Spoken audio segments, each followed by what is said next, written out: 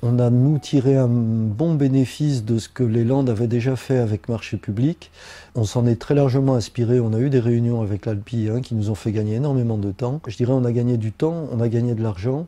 C'est le genre de service dont fait bénéficier l'Alpi aux collectivités des Landes, dont nous bénéficions par échange avec l'Alpi, et puis je l'espère également, de temps en temps, on fait gagner du temps aux Landes avec ce que nous on a pu expérimenter et que les Landes n'ont pas encore expérimenté. Donc on est dans un cercle, on va dire, d'échanges vertueux.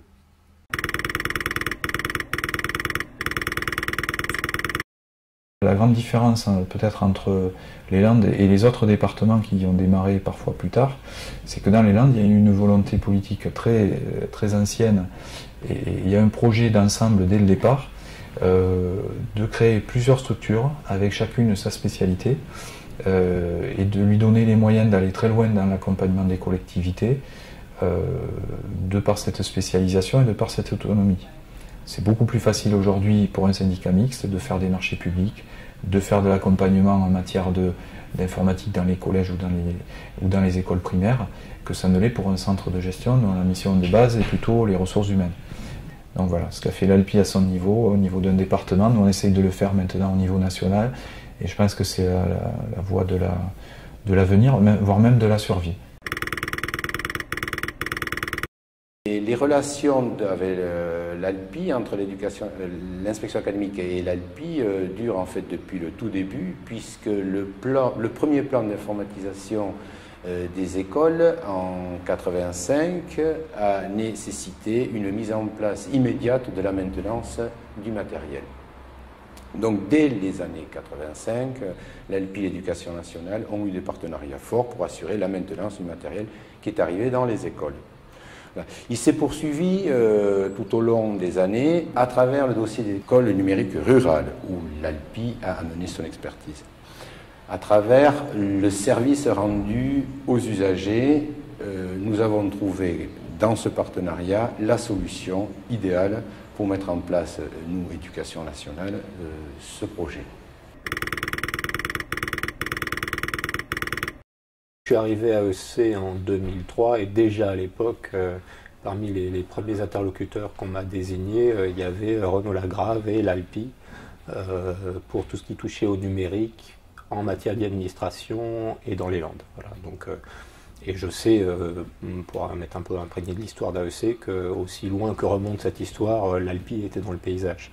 Il y a un partenariat opérationnel entre AEC et l'Alpi au moins depuis 2002-2003 sur le diagnostic de l'Aquitaine numérique, qui est un document statistique commenté qu'on publie tous les ans et qui comporte notamment un certain nombre d'indicateurs relativement à l'équipement et aux usages des communes en matière de numérique, site internet, qualité des sites internet, etc. De façon assez évidente, il y a une corrélation entre la présence de l'Alpi et le positionnement des communes landaises sur l'usage du numérique et spécialement d'Internet dans la relation aux administrés, aux citoyens, etc.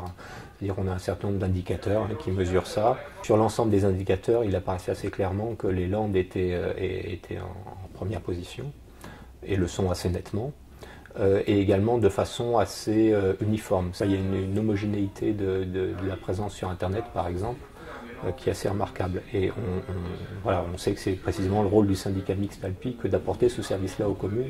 Donc là, la relation est assez facile à faire. La force et la particularité de la prestation de l'Alpi, c'est d'offrir une prestation, un service de formation professionnelle le plus proche des demandeurs d'emploi, et ça sur tout le territoire landais. C'est vraiment une offre de service de proximité, ce type de service au plus près des gens et opérationnel est vraiment important. De plus, de ce que nous retournent souvent les conseillers pour l'emploi, c'est que ça permet aussi aux personnes de rentrer dans une nouvelle dynamique. Il y a l'effet de groupe au niveau de la formation professionnelle et en plus les gens en ayant acquis de nouvelles compétences, ça renforce à faire leur propre confiance et ça leur permet d'être plus autonomes dans les recherches d'emploi, et pour certains ça leur permet aussi de repartir comme je le disais, dans une dynamique plus opératoire. Donc voilà, c'est un palier, une nouvelle marche en fait vers l'emploi, vers l'insertion professionnelle.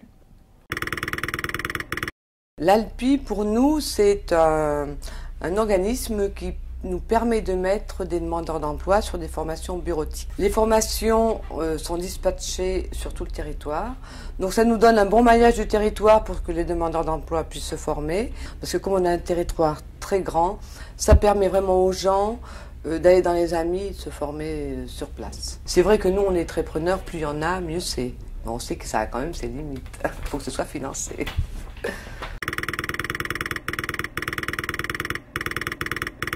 On donne beaucoup d'importance à la formation et toutes les formations sont bonnes à prendre. C'est quelque chose de primordial pour nous. Il ne peut pas y avoir de continuité dans l'artisanat si à la base il n'y a pas de formation.